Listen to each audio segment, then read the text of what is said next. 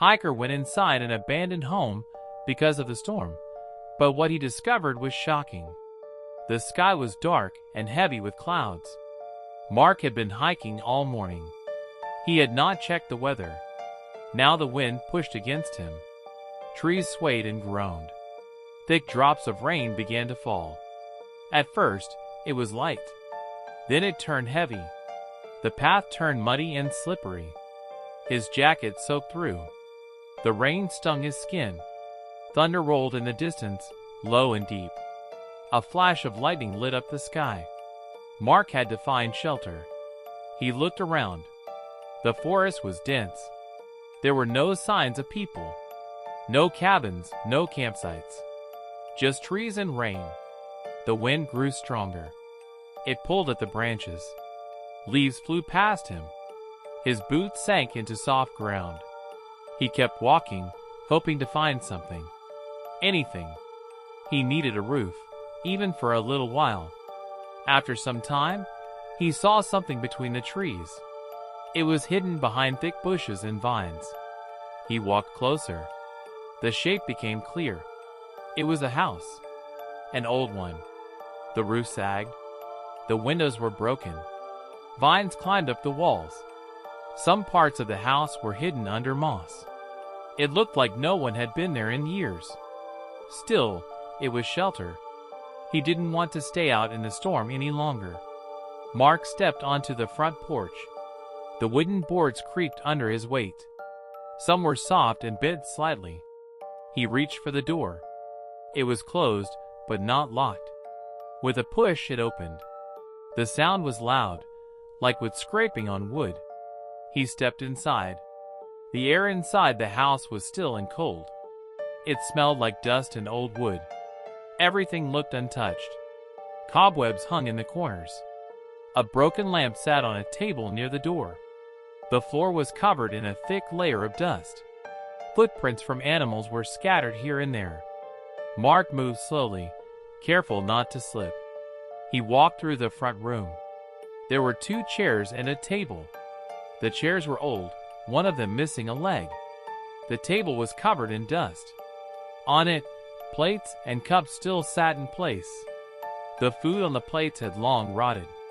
All that remained were dark, dried patches and mold. It looked like someone had once set the table for a meal, but no one had ever eaten it. There was something strange about the way things were left. Nothing was broken or thrown around. It did not look like a place hit by a storm or looted by people. It looked like someone had left in a hurry and never returned. Shoes sat by the door. A coat still hung on a wall hook. The silence in the house made it feel even stranger. Mark continued exploring. The walls were bare, except for one painting. It showed a mountain with a cabin near the top. Dust covered the frame, but the image was still clear. Underneath the painting, a small wooden shelf held some books. Most were covered in mold. The pages were curled and yellow. He walked into what looked like the kitchen. The sink was rusted. A few pots still sat on the stove. The fridge door hung open, empty inside. The floor in the kitchen creaked louder than the front room. He stepped carefully, not wanting to fall through. The back door was blocked by a fallen cabinet. It looked like no one had been through it in years. He found a small staircase leading up. It looked unsafe. The railing was loose. The steps bent under his feet. He climbed slowly. At the top, there were 2 rooms. One had a bed with no sheets. The mattress was torn. The window was cracked and open. Rain had soaked the floor below it. The other room was smaller. It had a single chair, a small table, and an old suitcase on the floor. The suitcase was open, but empty. He heard the storm hitting the roof harder now. Wind pushed against the house. The sound of rain was louder. He decided to go back downstairs. The house groaned as if it didn't want him there. He returned to the front room and sat down on the edge of a dusty chair. It felt unstable, so he got back up. He stood near the fireplace. There was no wood inside. only ashes and cold stones. Everything in the house gave him a strange feeling. It was quiet. Too quiet. He looked around again. It was clear that someone had once lived here. But it was also clear that they had left without taking anything. He wondered why. The storm outside kept him from leaving, so he stayed. He walked to the far side of the room. There was an old desk pushed against the wall. It was covered in dust and spider webs. One of the drawers was slightly open. He didn't touch it yet. The air in the house felt heavier than before. The wind howled through the broken windows. The rain had not slowed down. Mark felt tired but alert. He leaned against the wall, trying to calm his thoughts. He looked out the window. Trees bent in the wind. Water poured down the glass. He was glad to be inside, but the house didn't feel safe. It was better than the storm, but it held its own kind of danger. A quiet kind. A still kind. He stayed near the fireplace, waiting for the rain to ease. Every sound in the house made him turn his head. Creaks, thumps, and the whistle of wind. Time passed slowly. The storm showed no signs of stopping. The only thing Mark could do was wait. Inside, there were a few items. Some were broken pencils and torn papers. There was also a small box of matches and an old pocket knife with a dull blade. Underneath these things was a leather journal. It looked different from everything else in the drawer. It was not damaged. The cover was dark brown and smooth, though a little worn around the edges. It had a strap wrapped around it, keeping it closed. Mark took the journal out and brushed off the dust. It felt heavy in his hands. He opened it slowly. The pages were yellow, some bent or slightly torn. The writing inside was in black ink. The letters were neat but shaky in places. It looked like someone had taken their time writing it. The first few pages spoke about the mountains. The writer described walking through the forest and living in a cabin. There were notes about hard days and long nights. Some entries talked about finding something deep in the hills. Mark turned more pages. The words became more focused. The writer spoke about digging, searching, and building something hidden. There were mentions of others, though their names were not written. The writer only used short lines to describe them. Some words stood out: trust, danger, secrets, and fear. Each new page made the story feel more real. It wasn't a novel or a made-up tale. It read like someone's real memory. Then Mark reached a folded piece of paper tucked between the pages. He opened it slowly. It was a hand-drawn map. The lines were simple but clear. A path was marked through the woods, then past a rocky hill, and finally to a spot deep in the forest. There was an X marked near a strange shape that looked like a door or entrance. Mark studied the map closely. It looked old, but the ink had not faded too much. Landmarks were labeled with short notes: bent tree, sharp rock, dry stream bed. He flipped through the journal again. The writer described hiding something valuable. There were words like safe, locked, and buried. Mark kept reading. One line said that the place had to stay hidden. Another line said that if someone found the journal, they were meant to. Mark sat down on the floor, still holding the journal. His thoughts began to race. He looked around the old room again. Everything around him felt strange and quiet. But the journal made it feel like the house still had a voice. It had not been just an empty shelter. It had been a place where someone lived, worked, and hid something important. He turned back to the map. His eyes followed the drawn path again and again. He tried to picture the places it showed. He wondered how far they were from where he was now. His hands felt warm even though the air was cold. His heart beat faster. The rain outside continued. Mark stayed near the desk, looking through the journal again. There were more details. Some pages were written in a rush. Others were calm and slow. One page had a sketch of a strange metal object. Another had numbers written along the side. He didn't understand all of it, but he could tell that the writer had planned everything. Mark closed the journal but kept holding it. He stood up and walked to the window.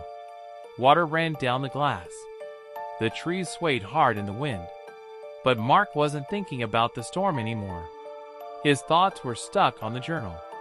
It was now more than just shelter from rain. It was something much bigger. The house felt different now.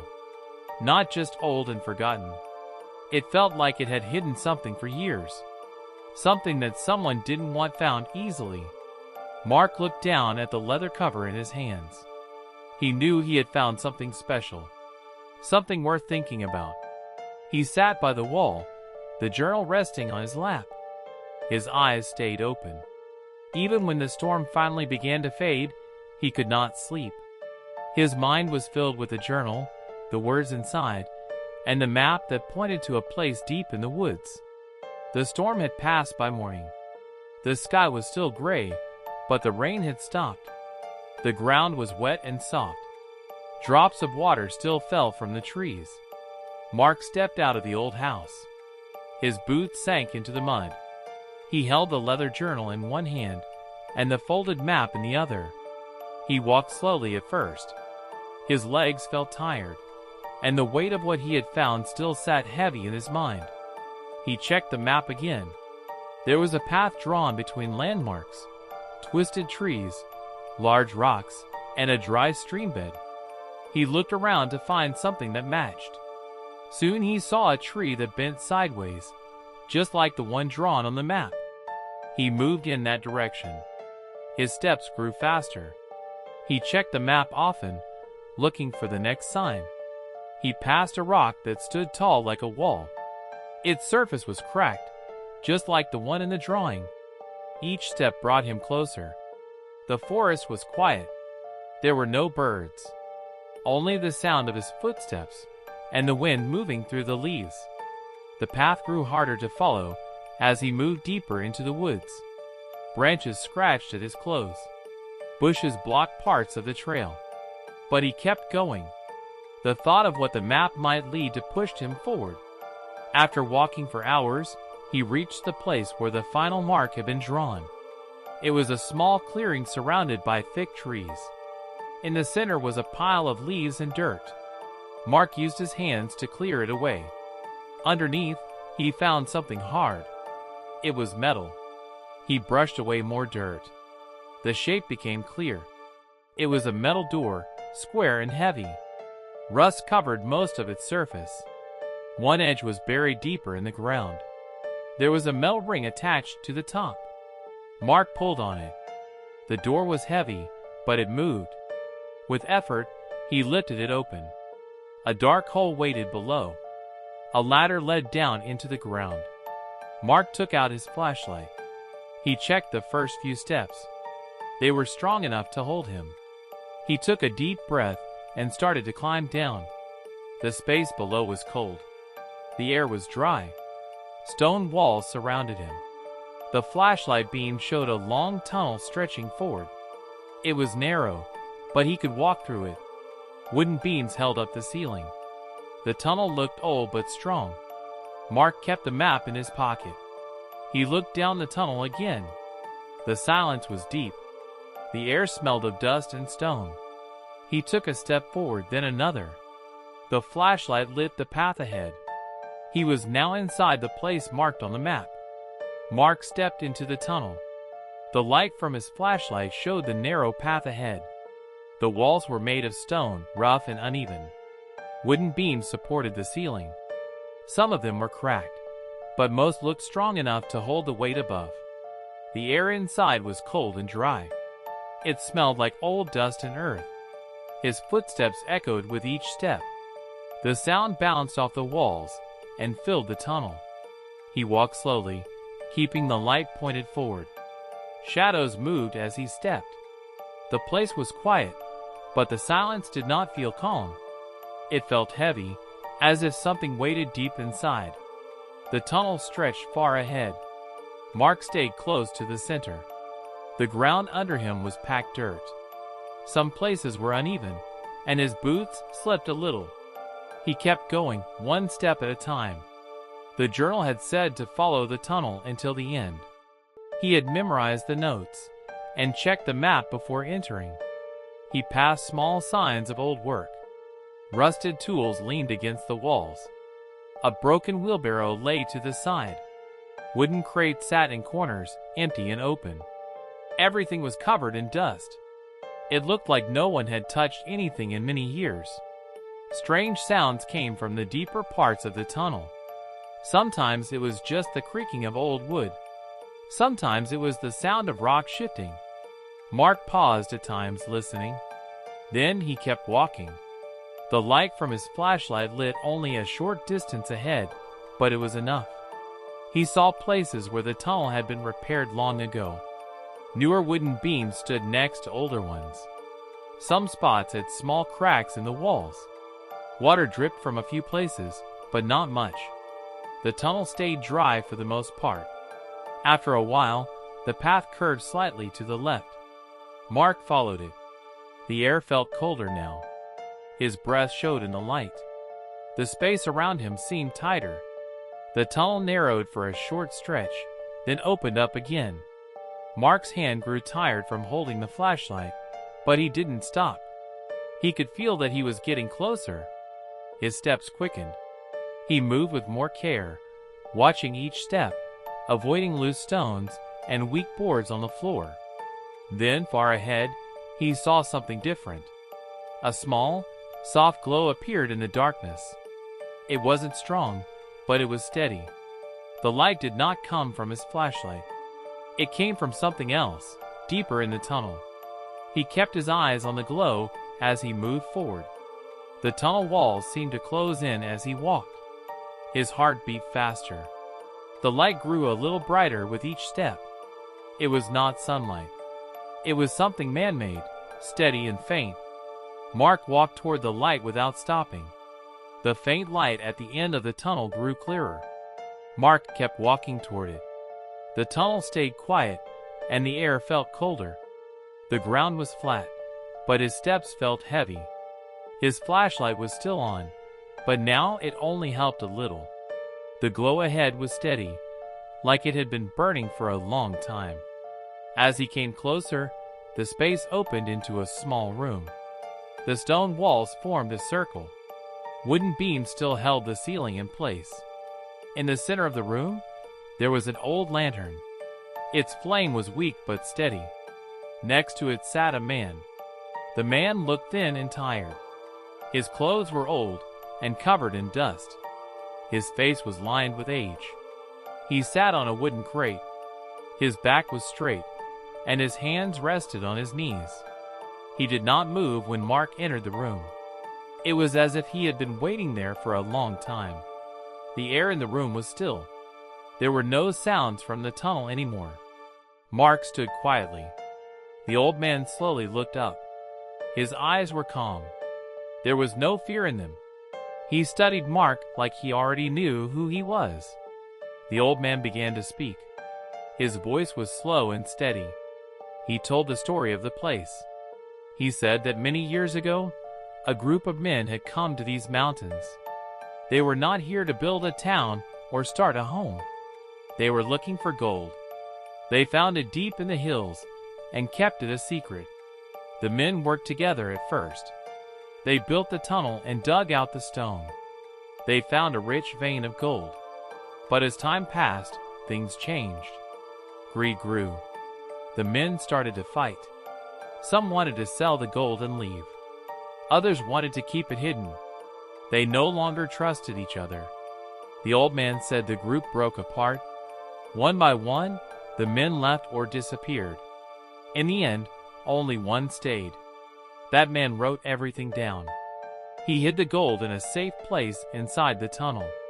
He planned to return for it later, but he became sick and never made it back. The journal Mark had found was written by that last man. The old man in the tunnel had known about him. He had stayed behind, watching over the place. He said others had come close before, but none had entered. Mark was the first to reach this far. The old man's face showed no anger, no joy. only quiet acceptance. He sat still beside the lantern. The story was finished. The room felt heavy with the past. The air was cold. The silence returned. Mark stood there, not sure what to do next. The old man stood up from the crate. His movements were slow but steady. He walked toward the far wall of the room. There, behind a wooden panel, was a narrow opening. He stepped aside and pointed toward it. Mark walked closer and looked through the opening. Inside was another small chamber. It was darker, with only a little light reaching in. The air was even colder there. On both sides of the room were wooden crates stacked neatly. Some were shut. Others were slightly open. Inside them, Mark saw gold bars and coins. They were covered in dust, but still shined under the light. The sight of the gold made him freeze. He had seen pictures of gold before, but this was real. There were no locks, no chains, no guards. The gold was just sitting there, waiting. It looked untouched for years. It looked pure and heavy. The old man began to speak again. His voice was quiet. He told how the gold had been found deep in the mountain. The men who found it thought they were lucky. At first, they worked hard and shared everything. But over time, greed changed them. They stopped trusting each other. Some tried to hide parts of the gold. Others planned to steal it. Fights broke out. Some men disappeared. Some may have been killed. The group could not stay together. Their greed had ruined everything. In the end, the one who wrote the journal was left alone. He buried the gold in this hidden room. He made sure no one else would find it easily. The old man explained that he had been guarding the gold for many years. He had never taken any for himself. He had seen others come close, but none had stayed. They turned back, scared or confused. Mark was the first to enter and see the gold with his own eyes. He warned that the gold carried a heavy cost. Every man who touched it had suffered. Their friendships ended. Their dreams failed. Some had lost more than they ever gained. The gold looked clean, but the past around it was dark. The crates were full. Mark could see the marks on the bars. Some were smooth. Some had numbers and signs carved into them. The coins were stacked in small bags. Every piece was real. The value was clear. But the room felt cold, not rich. The silence around the gold was deep. Mark stood still. He stared at the treasure. His hands were at his sides. He did not move forward. The old man said nothing more. He only watched. The gold was there. It was not hidden anymore. But its past still hung in the air. The room stayed silent. The crates of gold sat still in the shadows. The old man stepped away from the path. He said nothing more. He did not move again. His face was calm, as if his task was done. Mark stood alone now. The choice was his to make. He looked at the gold. It was close. Just a few steps away. The bars were real. The coins were real. He could take them. No one would stop him. No one else was there. But the air felt heavy. The old man's words still echoed in his mind. Mark thought about the story. The men who found the gold had lost everything. They started with trust and hope. But it ended with greed and fear. The gold had stayed hidden for a reason. It was not just wealth. It had a past full of pain. His eyes moved from the gold to the old man. The man had stayed there for years. He had never taken a single coin. He had watched and waited. He had guarded something dangerous, not just valuable. Mark could feel that now. He stepped closer to the crates. The gold shined under the weak light. It looked perfect. But the room did not feel like a place of victory. It felt like a grave. A quiet place that held too many secrets. Mark's heartbeat grew faster. His hands stayed still at his sides. He thought about his own life. What would change if he took the gold? What would happen if he didn't? Would he be able to carry it all out? Could he hide it forever? Would it bring peace or more trouble? Mark looked again at the bags of coins. He saw the marks on the crates. He remembered the journal. The words were clear. The last man had never returned. The treasure had waited all these years, but no one had claimed it. Maybe that meant something. The silence in the tunnel seemed louder now. The lantern's flame flickered. The old man stayed still by the wall. Mark felt like time had stopped. The gold would not move. It would still be there, no matter what he chose. He stepped back from the crates. His boots made a soft sound on the floor. He looked once more at the stacks of bars and coins. Then he turned his head toward the tunnel. The way back was dark, but it was clear. Mark stood between two paths. One was full of risk. The other was full of questions. He had come all this way for the gold. But now that he had found it, the weight of it felt different. He knew the choice was final, and he had to make it alone.